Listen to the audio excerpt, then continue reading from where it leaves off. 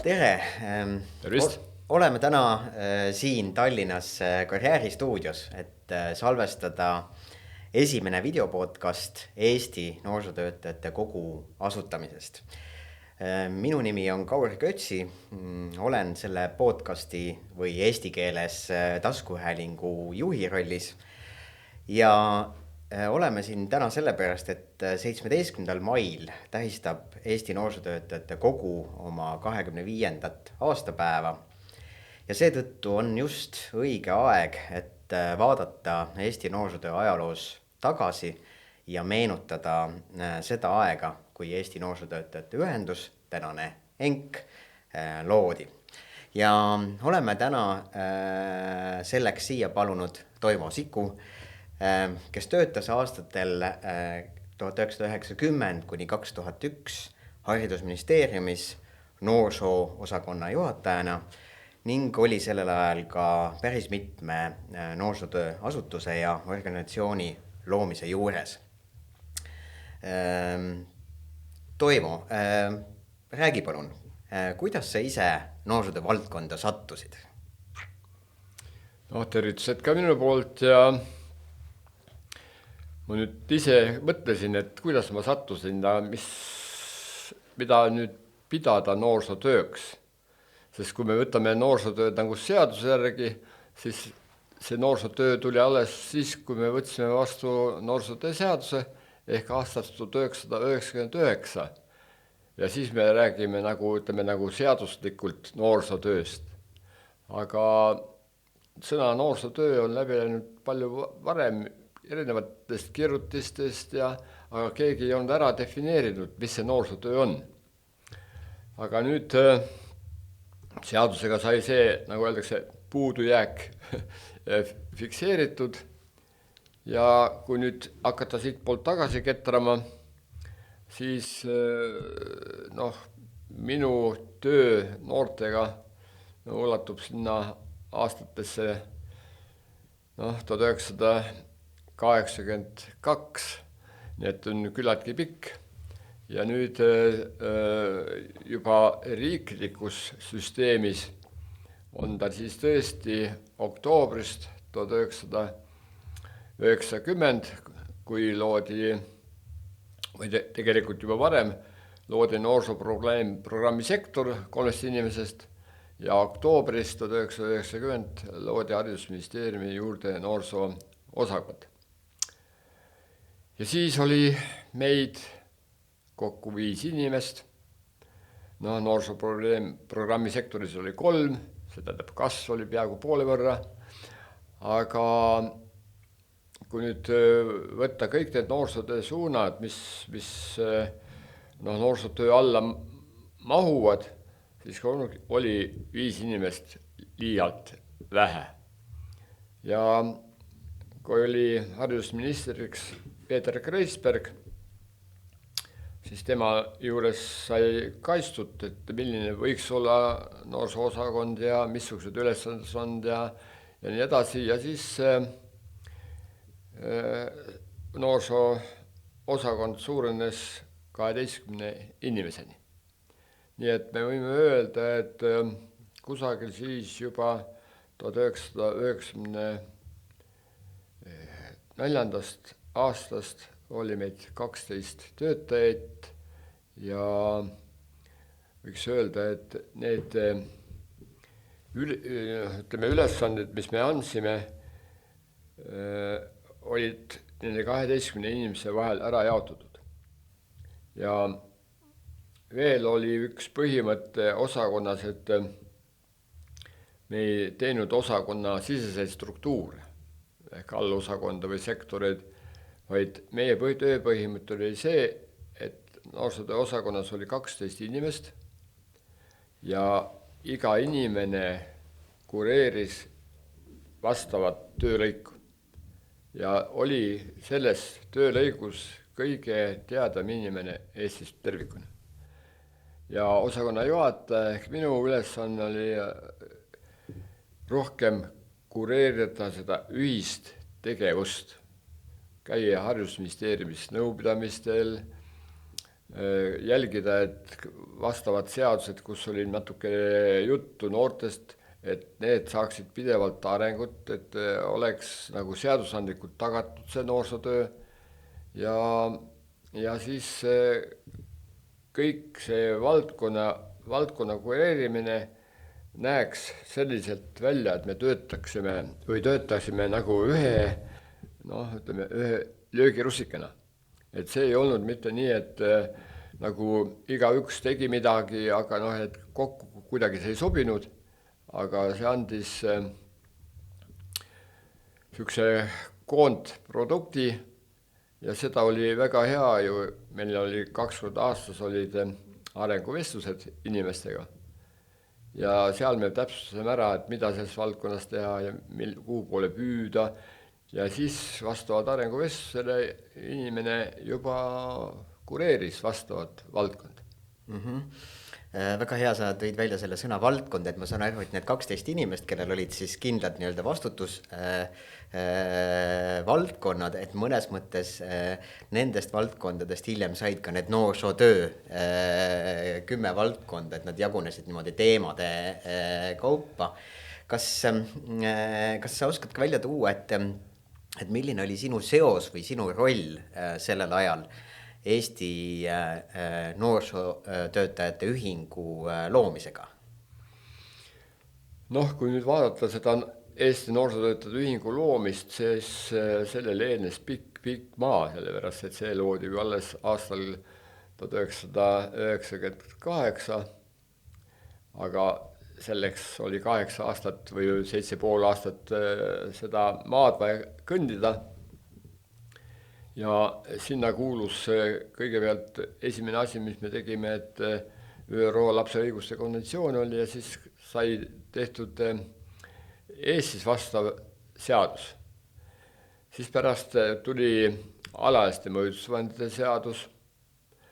Siis meil omast ajast eksisteerisid huvialakoolid ehk huvikoolid, spordikoolid, muusikakoolid, kunstikoolid, huvikeskused ja nende tegevus oli ka vaja seadustada. Siis sai huvikooli seadus ja nüüd, kui see nagu müts sinna peale, siis ka noorsootöö seadus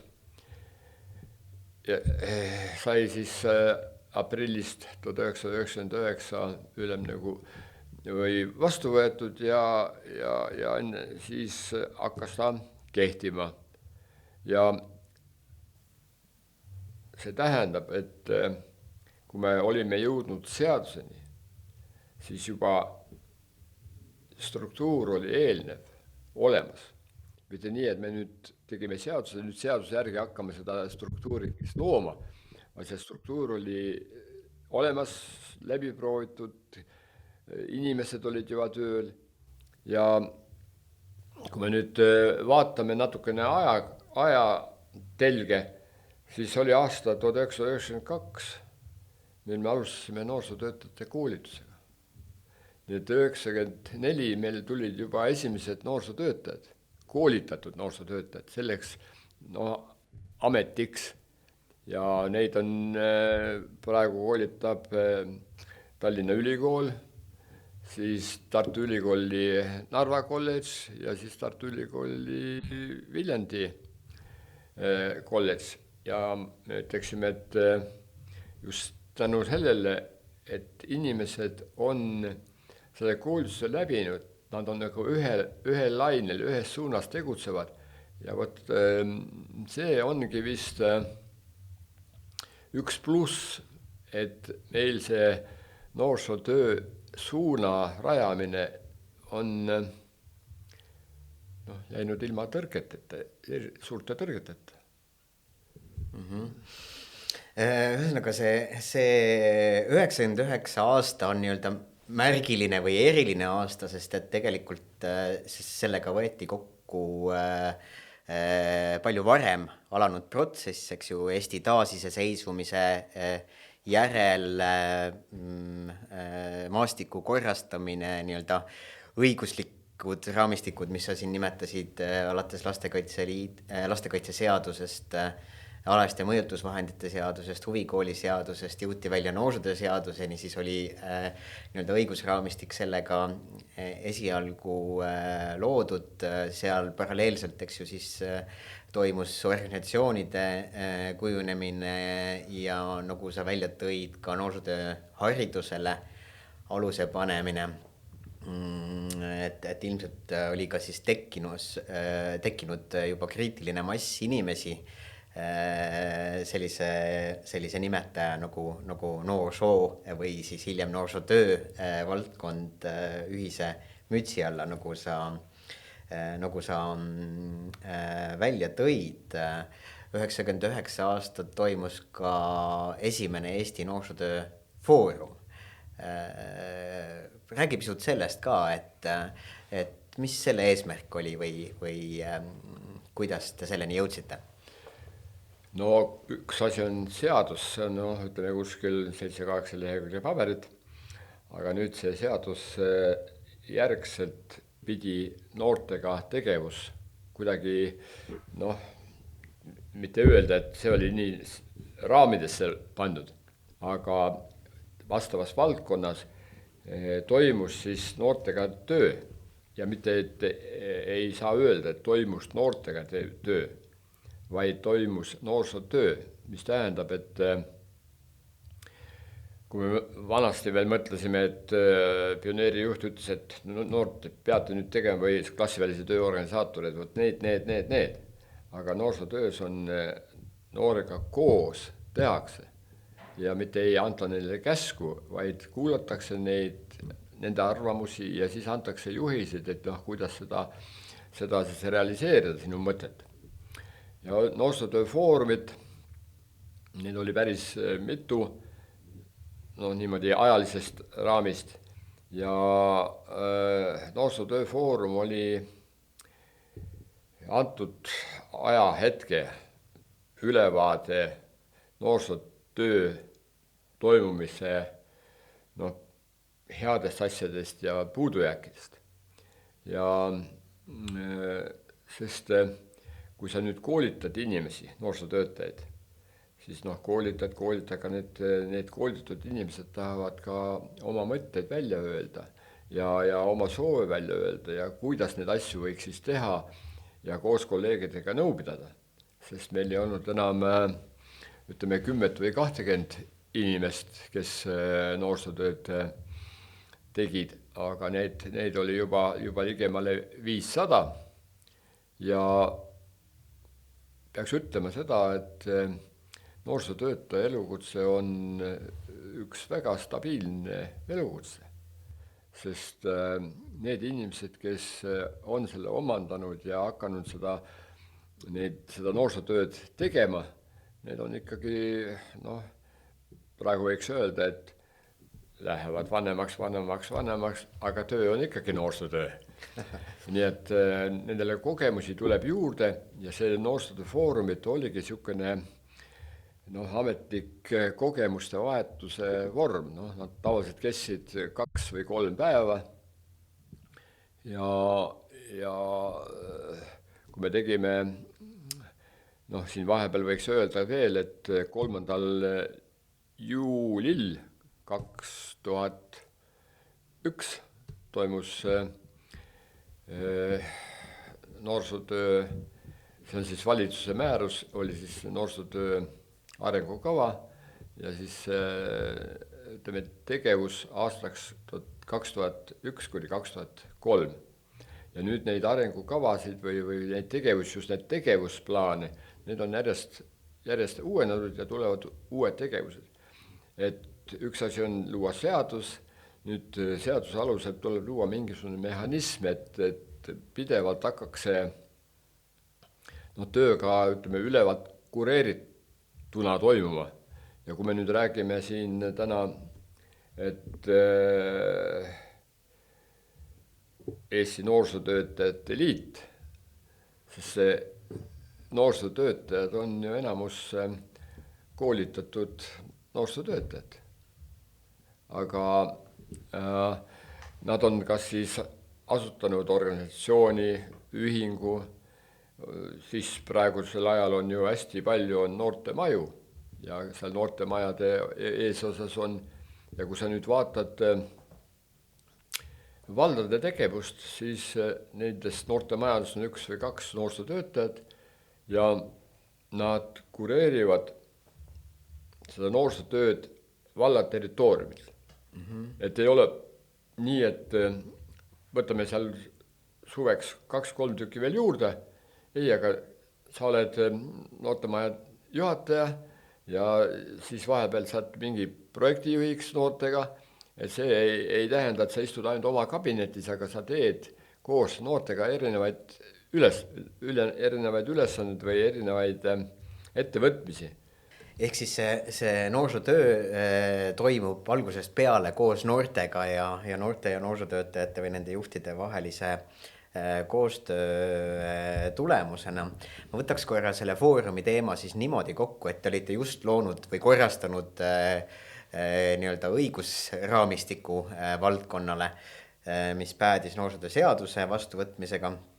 Ja siis oli vaja hakata kokku leppima, et kuidas siis seda poliitikat nii-öelda ellu viia, milliste tegevuskavade alusel olite koolitanud kriitilise massi noorsootöötajaid ja nüüd oli vaja need inimesed kokku kutsuda, kokku võtta ja kokku leppida, et kuidas siis ühiselt edasi minnakse ja mis on need tegevused või tegevuskavad õigemini, eks ju, mille alusel seda poliitikat hakatakse ellu viima ja kui ma sain õigesti aru, siis need päädisid siis selliste riiklike arengukavadega nagu Eesti noorsootöö arengukava 2001-2003-2004, noorsootöö kontseptsioon, eks ju, vist käis sinna juurde või sellega paralleelselt ka. Ja nii nagu ka varem juba mainitud, eks ju, ega inimesed ikkagi kipuvad ka sarnaselt mõtlevad inimesed kipuvad organiseeruma ja moodustama organisatsioone ja ühinguid, nii et siis Eesti noorsootöötajad liitusid Eesti noorsootöötajate ühingu alla. Aga täpsustame selle ka kohe ära, et tegelikult päris alguses kandis see ühing nimetust Eesti noorsoonõunike ühendus.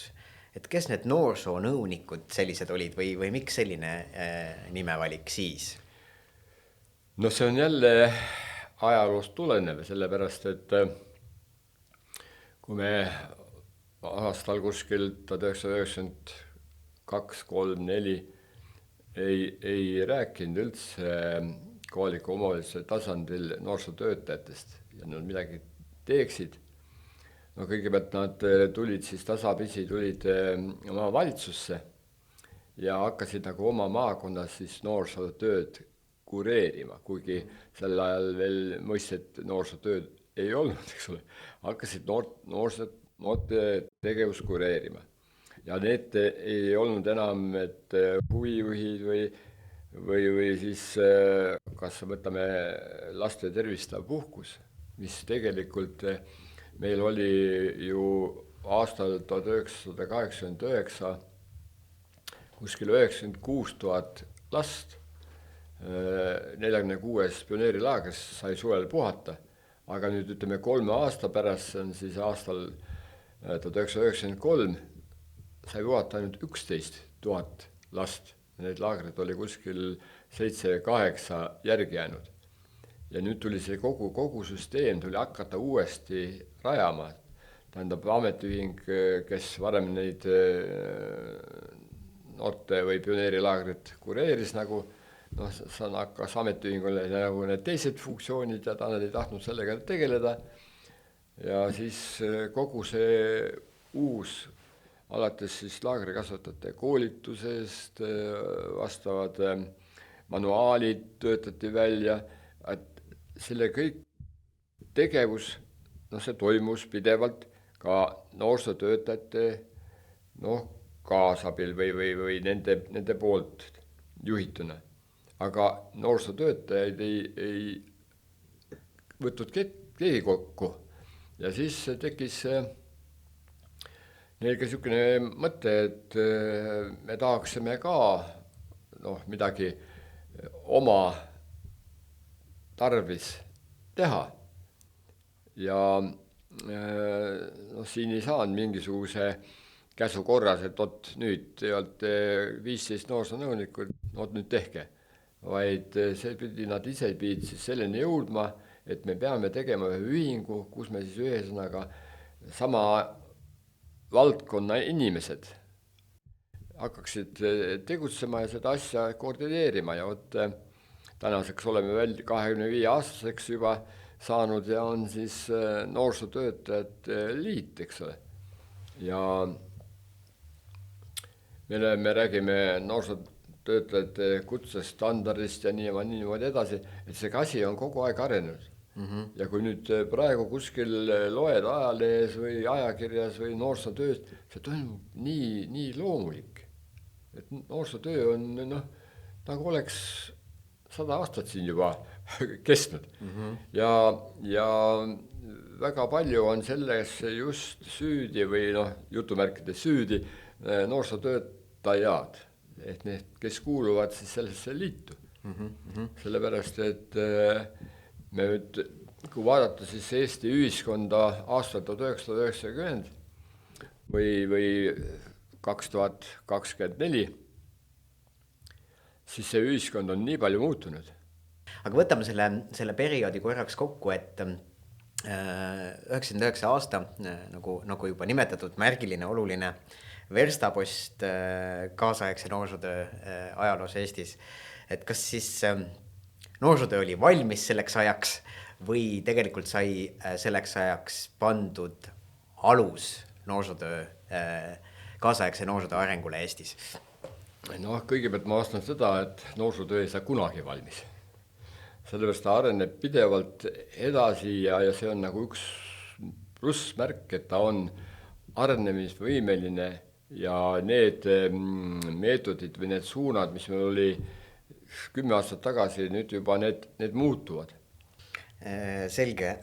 Võtame selle siis niimoodi kokku, et noorsootöö ei saa kunagi valmis, mis on väga hea, mis annab meile ka tulevikus piisavalt väljakutseid ja noorsootöötajatele nii-öelda tööd ja leiba.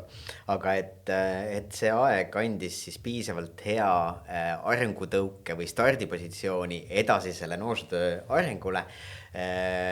Ja võtame siis fookusesse nüüd Eesti noorsootöötajate ühenduse loomise, et kogu see selgitav protsess seal taustal, eks ju, andis meile vihje selle kohta, et oli nii-öelda piisavalt palju tekkinud ühisosa valdkonnas ja inimesed hakkasid koonduma nende ühiste huvide ja eesmärkide alustel organisatsioonidesse. Aga millest ikkagi tekkis vajadus just noorsootöötajate ühenduse loomise järgi või mis olid nende sellised eesmärgid või roll sellel ajal? Selle eesmärgi sõnastasid need ühingu liikmed või noored ise, kes seda ühingut liitu moodustasid. Sest see tekib ikkagi vestluste käigus, et mida me hakkame tegema, kuidas me hakkame tegema, kas me hakkame nüüd kord aastas tegema foorumeid või konverentse, kas meil tuleb oma ajaleht või saame kokku ja siis anname infot edasi, sest neid näiteid võib tuua palju. See noorsootöö on arenenud tohutu tempoga. Ja vot selle arengu tempot hoiavad üleval hästi palju just, et noorsootöötajate liit, ehk sinna noorsootöötajate liitu kuuluvad inimesed. Kas sa mäletad ka, millised võisid olla sellised nii-öelda kõige suuremad väljakutsed või takistused tol ajal või raskused, millega alustav organisatsioon pidi rinda pistma, et nii-öelda ellu jääda või organisatsioonina ikkagi olla jätkusuutlik, et kas sa mäletad selliseid kasvu raskuse perioode ka või mis võisid olla sellised väljakutsed? Ütleme, ma nüüd otse selle ühingu eluga ei ole päris kursis, et mida tegi 2., 3. ja 10. aastal, aga minu arust põhiline, mis siit nagu suure plussina välja tuleb, on see, et me täna tähistame selle ühingu 25. aastapäeva. See tähendab, et need inimesed, kes selles ühingus on olnud, need on pidanud seda tähtsaks ja selles osaledes arendanud edasi. Minu arust see on nagu, kui me vaatame erinevaid organisatsioone, siis noh, võib öelda, et see on käsu korras, et keegi ütles, et vot teeme seda. Aga kui me teeme altpoolt tuleva initsiatiivi korras selle ühingu, see tähendab, et neid, kes leiavad, et ühingu tegevus on vajalik, vot see on see põhiline, mis ma ütleksin, et 25. aastaks, noh, see on väike aeg, aga selle 25 aasta jooksul on arenetud, pole, nagu öeldakse, pille kotti pandud, vaid selle liidu, noh, liidu liikmed leiavad, et sellesse liitu tasub kuuluda, sest see annab väga palju uut. Okei, et tegelikult ma püüdsin su käest sellist väikest intriigi või konflikti välja võluda, et mis võisid olla need nii-öelda kasvuraskused või probleemkohad, aga sa tegelikult vastasid minu järgmisele küsimusele, et mis võiksid olla ENKi või Eesti Noorsootöötajate Kogukonna sellised saavutused, et see, et hoida koos seda valdkonda, ühendada neid inimesi, et inimestes endas on see soov ühte organisatsiooni, ühte valdkonda arendada ja nad on valmis selle nimel nii-öelda pingutama ja kokku tulema. Ja see võib-olla kummutab ka, eks ju, seda müüti, et kõik oli väga riigi poolt tsentraalselt juhitud ja koordineeritud, et oli ka sellist altpoolt ülespoole initsiatiivi ikkagi ja nagu sa ütlesid, et nende arutluste käigus ilmselt ka siis sündinud kompromissid, ettepanekud said oma väljundi nendes riiklikes arengukavades ja strateegiates, et see kindlasti siis võiks olla üks Eesti Noorsootöötajate tol ajal ühenduse täna siis kogu, eks ju, töövõitudest või saavutustest. Kas, kui sa mõtled selle peale, et ühtepidi on oluline, et noh, iga valdkonna, eks ju, sellise, ütleme siis professionaalse arengu jaoks on vajalikud mingisugused etapid, et õigusraamistik, organisatsioonide tekke, professionaalne haridus, eks ju, tasemeharidus, täiendkoolitus, mingisugune ideoloogia, mis seda valdkonda ühendab, ühised väärtused, nimetasid ka noorsootöö kutsestandardit.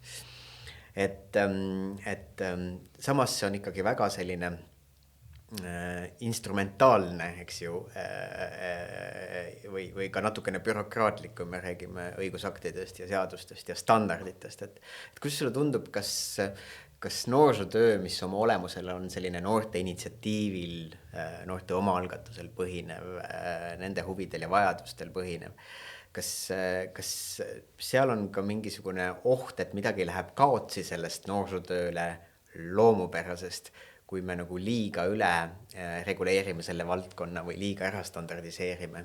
Ma arvan, et see igal juhul toetab seda kvaliteetset noorsootööd, sellepärast, et kui ta saab siis seaduseks või mingiks normiks, on seda nii palju jahutud, selle üle vaieldud ja siis nüüd ütleme, sinna kuskil 25 sõna ritta pandud, et need ei tekita enam küsimusi.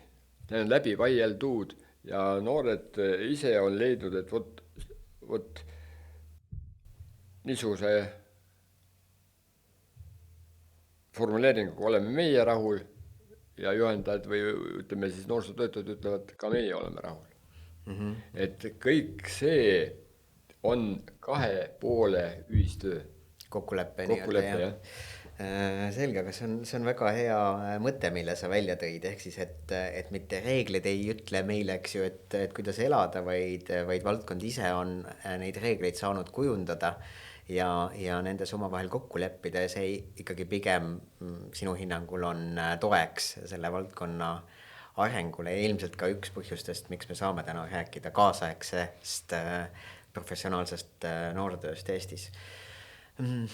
Milline võiks olla Eesti Noorsootöötajate Kogu roll tulevikus, et selle üle on ilmselt organisatsiooni erinevates arenguetappides ka vaieldud nii-öelda omavahel, et kas Eesti Noorsootöötajate Kogu peaks olema nii-öelda noorsootöö ametiühing, mis tegeleb peamiselt noorsootöötajate paremate palga ja töö ja puhkuse ja muude tingimuste läbirääkimistega või sotsiaalsete garantiidega, või ikkagi noorsootöötajate kogu kui noorsootöö kogukonna üks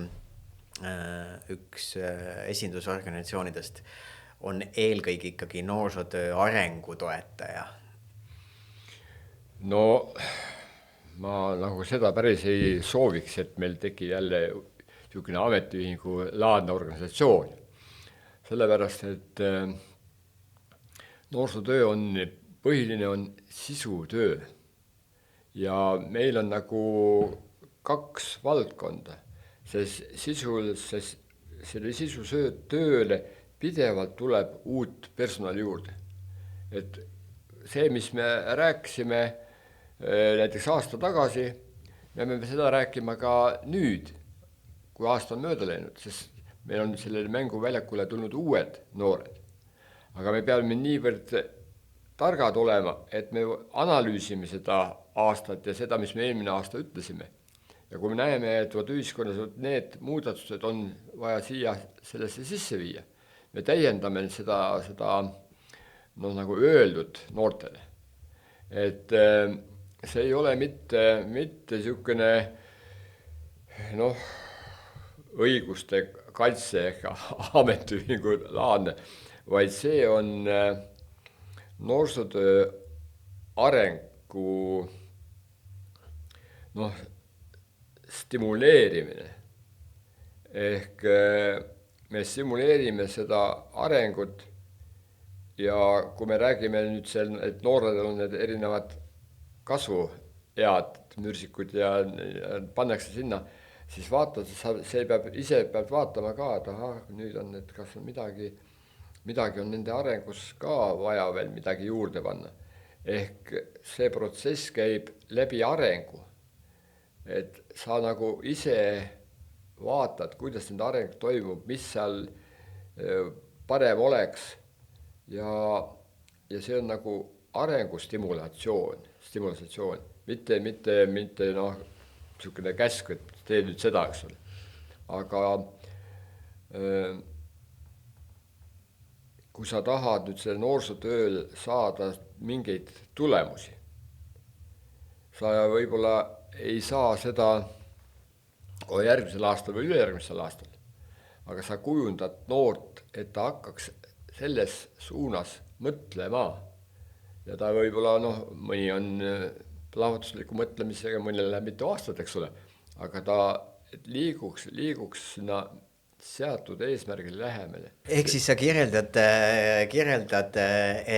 seda paralleeli, et nii nagu noorsootöö on, eks ju, noorte arengu eesmärgil, nii noorsootöötajate ühing on noorsootöötajate ja noorsootöö valdkonna arengu eesmärgil kokku tulnud. Ja mul on hea meel tõdeda, et ilmselt see on ka see suund, mille organisatsioon on endale läbi nende aastate valinud ja jätkab selle nimel ka tulevikus. Lõpetuseks me tähistame sel aastal Eesti Noorsootöötajate Kogu 25. aastapäeva või juubelit. Mida sa sooviksid Eesti noorsootöötajate kogukonnale selleks juubeliks? See on väga raske küsimus. Sellepärast, et põhiline, mida soovida, on, et see noorsootöötajate kogu areneks. Et ma sooviksin pidevat arengut ja pidevat arengut ja oma mõtete, tunnete edasi andmist. Ma ei ütle, kas on noortele, noorsootöötajatele, ma tahan ütelda edasi andmist kuulajatele. Sellepärast, et ma ei saa öelda, et see noorsootöötajate ühendus räägib siis ainult noorsootöötajate ühendusse kuuluvate ja kõik võivad kuulata seda ja panna tähele, et areng toimub ja huvitavad mõtted on. Arengut sooviks ja sooviks ka häid kordaminekuid veel selleks. Selge. Järgmiseks 25 aastaks. Selge, aga suur tänu, Toivo, nende ilusate mõtete eest ja sellest põgusast tagasivaatest noorsootöötajate kogu loomisele ja nende organisatsiooniks kujunemisele. Ma arvan, et siinkohal ongi nende mõtetega hea tänaseks lõpetada. Nii et kohtumiseni ja olge hoitud. Just nii.